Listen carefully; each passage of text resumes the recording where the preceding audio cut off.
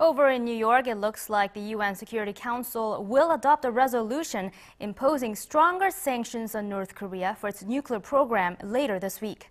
The new resolution will include fresh financial and diplomatic sanctions on top of existing measures. Our Hwang Sung-hee has more. The UN Security Council has edged closer to expanding sanctions on North Korea for its latest nuclear provocation. At a closed-door meeting of the 15-Nation Council in New York on Tuesday, U.S. Ambassador to the United Nations Susan Rice introduced a new draft resolution, which she defined as some of the toughest sanctions ever imposed by the UN. For the first time ever, this resolution targets the illicit activities of North Korean diplomatic personnel, North Korean banking relationships, illicit transfers of bulk cash, and new travel restrictions.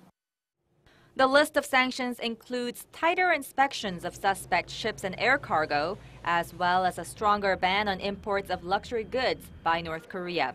The proposed resolution was forged through an agreement by Washington and Beijing after 3 weeks of negotiations and will be up for a vote by the full Security Council on Thursday.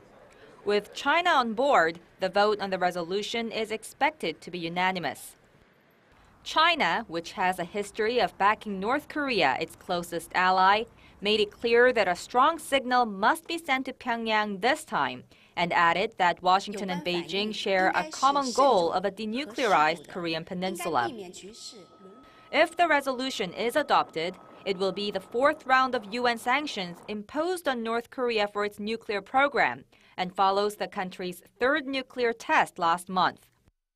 Meanwhile, in a congressional hearing in Washington on Tuesday, a high-profile American expert said efforts by the UN to prevent North Korea's nuclear ambitions have been a failure, and he called for a global action plan to prevent Pyongyang from exporting its nuclear arms.